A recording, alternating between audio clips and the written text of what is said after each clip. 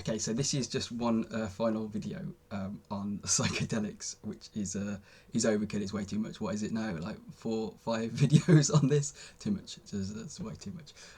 But I think I might have said before, like these videos and all this sort of stuff I'm doing, documenting my experiences, it's very selfish. It is all about me in my head. I have loved every conversation I've had with people who've reached out to me, and please keep doing that because it helps me as well. And talking to people who reach out is really, really lovely, and actually that is probably what I do it for, even though it's selfish. Anyway, so this video is too much, but it helps me. What I realised was there's two reflections on psychedelics I didn't get to say in all the hours of the footage, and that was firstly, it's now like a month after my trips. I mean, probably way more than a month.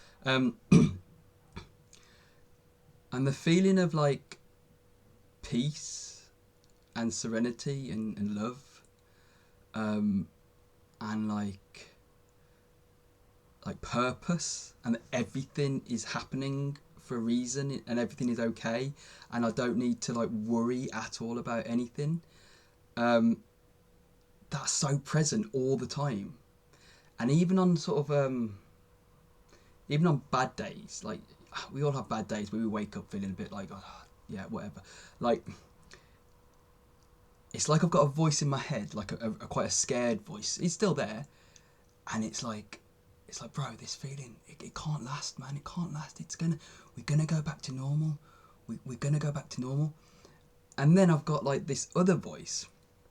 Sound crazy, don't I? Voices in my head. I've got this other voice in my head that's like so like loving and compassionate towards that scared voice, and it's like, yeah, bro, it can last forever. Like, and don't worry, like it will last forever.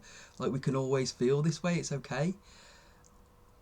And that compassionate voice, it never tries to shut down the scared voice. It's never like, shut up, it's okay. It's always like, it like asks questions of it. Like, especially my journaling now, it like asks questions. It's like, well, what are you worried about? Like, what are these things that, why don't you think it can last forever? Like, it's super like interested and compassionate to that scared voice. Like, it wants to know what's going on with it. And it's just, it's like those two voices in my head have switched around. Like I always used to have a compassionate voice and a kind voice and a loving voice, but it'd get drowned out by the like the critical, like scared voice.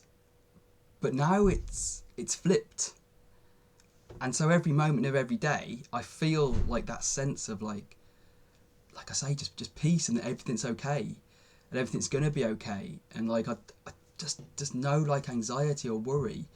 And that manifests as well in my relationship with others. Like I don't know, like it's still very early days, admittedly, but the way I think about others, my relationship with my mum especially has improved like so dramatically. My brother and my sister as well, I've had such like lovely conversations with them, and just with friends, and I don't know, it's hard to explain, but it's lovely and beautiful. At the same time, like it really is. That's the only way I can describe it. But yeah, that little voice is still saying, "Hey, it can't last forever, bro. It can't last. You're gonna go back to normal. You're gonna go back to normal." And then the other voice is like, "No, man, we can. Don't worry. It's all good. It's all good." And the other thing that I found quite interesting about psychedelics, and this is maybe more like the science of it, is how my friend describes it. My friend Shub describes it. Is it's like it's kind of like you've got a ski slope. Bear with me. You've got a ski slope, and the skiers go down the slope, and they go down the slope, and they go down the slope, and over time, the ski tracks get embedded in the ski slope, and then you don't go off them because these tracks are embedded. And that's kind of like our brains. Our brains have these kind of ways of thinking that become embedded over time. And what happens when you're on psychedelics is that it's like there's a blizzard, and I guess the blizzard could be like, you know, the scary bits of the trip, maybe there's a storm or whatever on the mountain top, to continue the analogy, and and after the blizzard and the scary shit, there's a fresh snow with no tracks on, and within those tracks, and then so brand new tracks can be created, and new ways, new, I guess, neural pathways and bits of the brain that didn't used to talk to each other can now start talking to each other. And that literally, you know, that explanation, that really helped me, like, because I feel like that feels like what might have happened in my brain. Obviously I don't fucking know, because I'm not a neuroscientist, and I don't have an MRI scan, but like that makes sense to me. It feels like that, because obviously like that voice is like my brain. It's not like it's my brain is creating those two voices, and the way that compassionate voice and the loving voice is now more dominant and louder and more influential. That's a new path. I don't know, but that's what it feels like. So yeah, that was just sort of my my final reflections on it.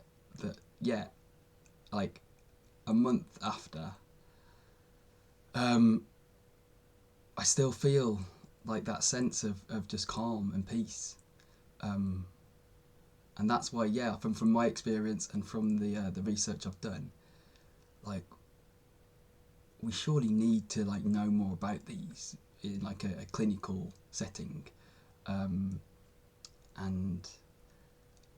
I've just remembered there was one other thing my friend also said, which was really interesting.